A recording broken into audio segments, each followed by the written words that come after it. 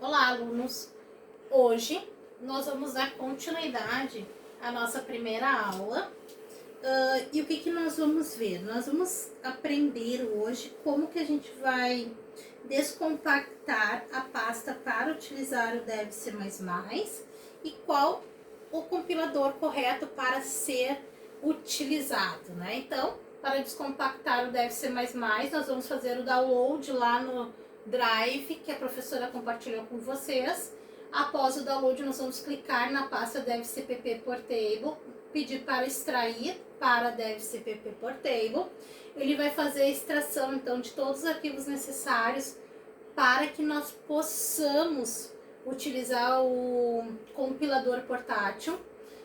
Por que a gente escolheu utilizar esse compilador portátil, pessoal? Porque ele é simples na sua utilização. Ele não precisa ser instalado, então ele pode ser carregado no pendrive sem problema nenhum, é só chegar e executar. Só que ele é da plataforma Windows, tá, pessoal? Então, assim, ele é um compilador que vai nos permitir, pessoal, criar os nossos programas, compilar esses programas e executar posteriormente, tá? Então, abrindo a pastinha descompactada, vocês vão localizar os arquivos necessários para a execução deste compilador. E aí vocês vão executar exatamente esse aqui, ó, devcpp portable. Vão clicar duas vezes. Ele vai então abrir o compilador para nós criar o nosso código fonte, compilar e executar o mesmo, tá? Então ele está abrindo. Ó, eu sugiro que vocês não alterem essas configurações, tá, pessoal? Mas, se quiserem, podem modificar ali de inglês para português, não tem problema. Se vocês clicarem em Yes aqui, ele vai baixar muitos arquivos. Então, como a gente não precisa, a gente vai em No para simplificar esse processo. Ok, abriu. Fecho. Tá, mas e agora? Como é que eu vou fazer para abrir um arquivo para começar a construção do meu primeiro programa? Eu vou lá em File, New, Source File. Abrir o arquivo. Vou aumentar o tamanho da minha fonte, né? Lá no meu editor. Vou botar o número 24 para vocês poderem seguir bem o que eu estou fazendo. E, ok.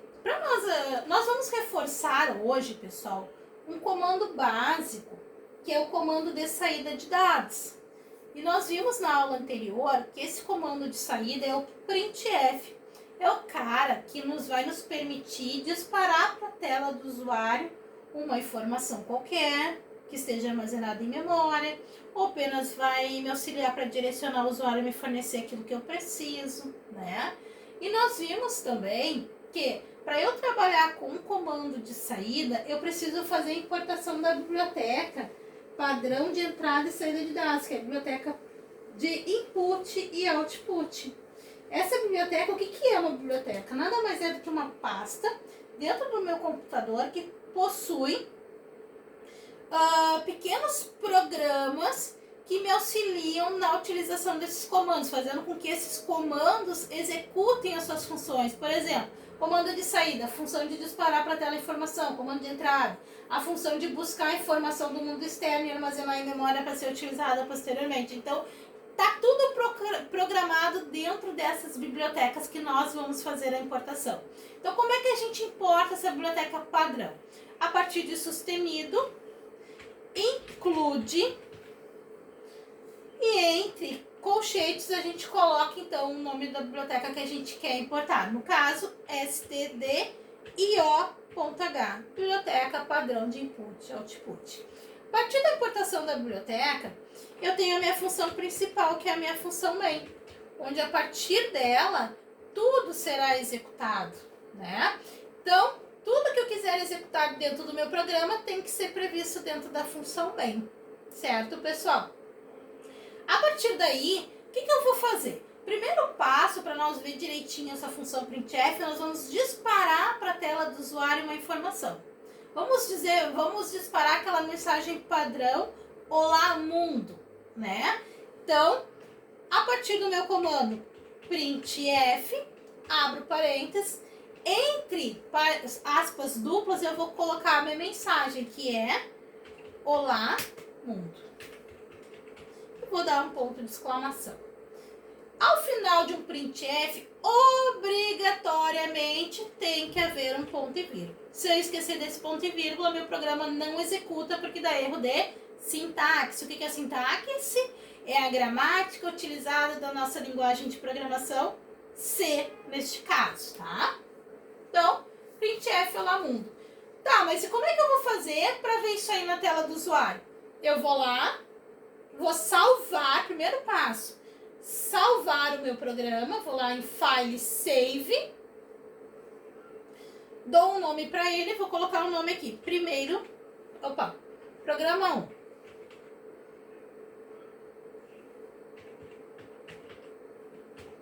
Tá lá, programa 1. Vou em salvar.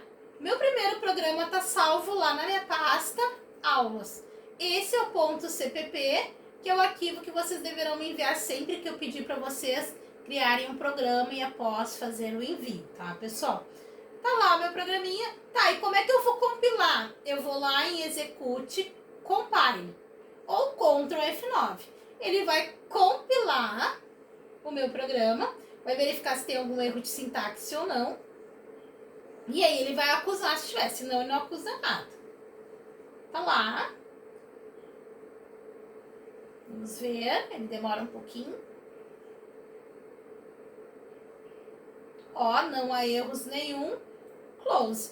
Então eu vou lá olhar na minha pastinha e ele gerou o meu código de objeto, que é o meu executável, ó.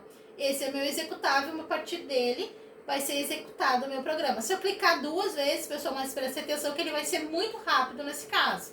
Clico 2 vezes, ele vai executar, milésimos de 3 segundos ele finaliza. Professora, mas por que isso? Porque nesse dev C++, o que eu tenho que fazer? Ele imprime na tela a informação e para eu poder visualizar e dar o tempo, eu tenho que dar um System Pause. Ou seja, se você quiser, ó, para a tela aí para ele poder ver. Então, System Pause, dá a parada de tela. Porém, pessoal, após um System Pause, sempre tem que haver um ponto e vírgula. Só que é uma função System, né? Então, para eu utilizar a função System, eu tenho que importar a biblioteca que contém essa função, que no meu caso é a biblioteca stdlib.h. Então, da mesma forma, a partir de sustenido include stdlib.h. Acabei de importar minha biblioteca para a utilização da função System, tá? Aí, então, tá, e como é que eu vou compilar e executar agora, professora? A mesma coisa. Eu salvo a alteração que acabei de fazer, vou lá em Execute, Compile Run, que ele compila e já executa, ou eu posso clicar F9. Então, Compile, Execute ou F9. Ele vai verificar se tem algum erro no nosso programa e vai executar. Agora vocês vão notar, pessoal, que ao executar, vocês viram que eu coloquei lá Olá Mundo e o A com acento agudo, né? Olha o que ele dispara para a tela. Aqui, ó. Olá, mas um caractere desconhecido, né? Ah, mas o que é isso, professora? Né? Que caractere desconhecido é esse que tem na minha tela? Ah, esse caractere desconhecido, pessoal, que apareceu na tela de vocês, ó, presta atenção. Esse caractere desconhecido, ele apareceu por quê? Porque a linguagem de programação C, ela foi desenvolvida para trabalhar com números e não com caracteres especiais. Então, o que acontece? Para eu utilizar a acentuação, eu preciso utilizar a tabela ASCII. Quem é a tabela ASCII, pessoal? É essa pessoa aqui, ó. Ela tem os 256 caracteres que nós podemos utilizar, né? Então, se eu for ver, o 160 equivale ao caractere A com acento agudo, ó. Estão vendo? Então, para eu poder imprimir o A com acento agudo, os caracteres especiais, eu tenho que pegar o valor em decimal e chamar lá no meu programa na lista de argumentos. Mas de como é que eu imprimo o caractere na tela? Vocês lembram dos códigos de controle que nós vimos na última aula? Pois é, o %C é o código de controle referente a um caractere. Então, eu estou dizendo, ó, que nessa posição onde eu tenho o %C, eu quero imprimir o caractere representado pelo decimal 160, que eu estou chamando na minha lista de argumentos. Então, o caractere referenciado pelo decimal 160 vai ser impressa exatamente na posição onde eu tenho o meu código de controle %C. E aí, então, ele imprime o Olá Mundo na tela. E aí, vocês vão poder visualizar agora, pessoal, ó, o A com acento agudo lá na tela. Vamos ver.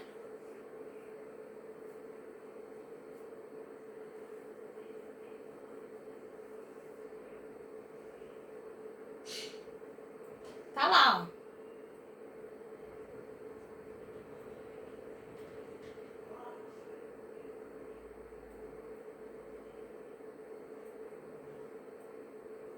Olha o meu A com acento agudo lá. Tá lá. Perceberam? Que agora o meu A com acento agudo está lá, ó. Na nossa tela. Lá o nosso A com acento agudo, ó. Estão vendo? Então, pessoal. Ah, mas professora, por que tem o pressione qualquer tecla? Ah, esse pressione qualquer tecla para continuar é da função System Pause. Então, o que acontece? Mas como é que eu dou uma quebra de linha? Ah, vocês lembram da aula passada? Contra N, quebra a linha. O total de contra N que eu colocar vai ser o total de linhas que ele vai quebrar. Ah, mas eu posso quebrar a linha antes da impressão? Posso também. Contra N me diz quantas linhas eu vou quebrar. E vocês lembram do contra T da aula passada? Mesmo procedimento, me diz quantas tabulações eu vou dar. Então, acabamos de dar quebras de linha e tabulação. Vocês vão notar que a tela do usuário já vai ficar diferente.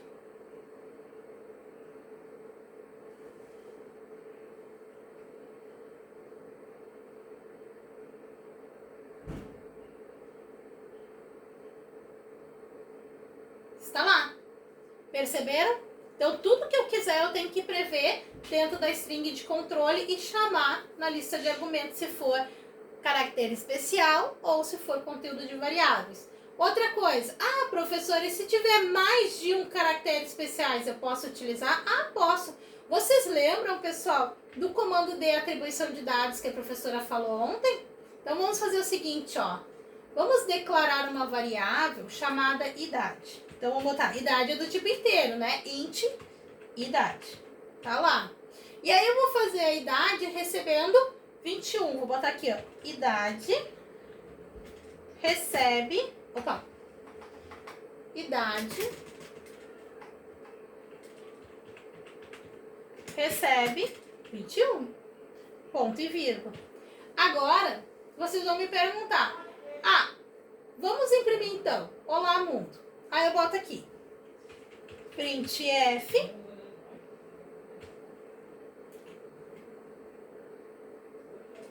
Vamos botar aqui, ó, 2020. Opa. 2020. E aí eu coloco aqui, ó. Contra barra T.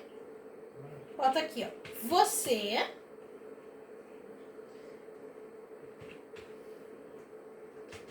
está com percente de anos. Ponto. Pessoal, o que eu quero imprimir com essa mensagem? Eu quero dizer, ó, você está com 2020 anos. É isso que eu quero dizer. Tá, mas eu não posso imprimir o caractere e com acento circunflexo, professora, como é que eu faço? Eu vou lá na tabela ASCII e vou verificar, ó. O 130 equivale ao E com acento circunflexo. Olhem lá, vou aumentar aqui pra vocês. Olha lá. Opa, o E com acento circunflexo é 136, tá, pessoal? Esse aqui. Tá lá. Então, vou imprimir esse na tela, 136. Então, no local onde eu quero o E com acento circunflexo, eu vou chamar o código de controle referente ao caractere. E lá na lista de argumentos, ó, vírgula, lá na lista de argumentos, vírgula, eu chamo 136. Vírgula. O A com acento agudo eu também não posso imprimir na tela, eu 160. Então, no lugar do A com acento agudo, percente C. E chamo lá na lista de argumentos o código decimal 160. 60. Ah, professora, mas e o percente D? Ah, o percente D é para eu colocar o valor do tipo inteiro que está armazenado na variável idade. Então, vamos chamar quem? A nossa variável idade. Olhem lá, vírgula, idade. E ao final do printf, obrigatoriamente, eu tenho que ter um... Opa, o que é isso? Um ponto e vírgula.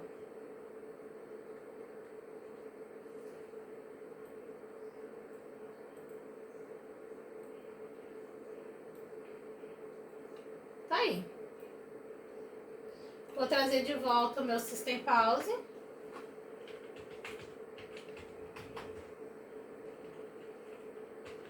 Pra gente poder visualizar esse resultado, né, pessoal?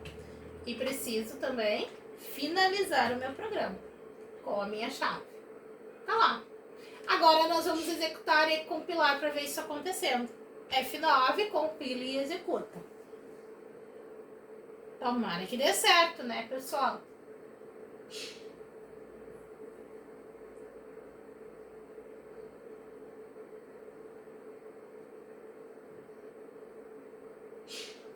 Tá lá. Vamos só ajeitar aqui para vocês poderem ver melhor. Aí. Viram? Nosso programinha ficou assim. Ah, mas eu poderia centralizar mais essa mensagem? Você está com 2020 anos? Posso, né? Então vamos lá, ó. Só botar mais um contrabarra T aqui, ó. 2, 3, por exemplo. E ele já vai colocar. Vou botar 2 para ficar melhor. Daí ele diferencia. A gente vai salvar. Vamos compilar. Olha lá, compilei. E agora, só para vocês verem, eu posso executar lá pelo meu executável. Lembra do meu aplicativo executável que ele criou lá na pastinha? Então, vou executar por lá agora para vocês verem isso acontecendo. Vamos lá. Aqui ele, ó. Vamos executar. Tá. Esse é o nosso primeiro programinha. E aí, pessoal? Espero que vocês tenham gostado desse comandinho pra gente trabalhar, que tenha ficado mais simples. E no próximo vídeo a gente vem trabalhando com scanf, pessoal. Certo? Até o próximo vídeo.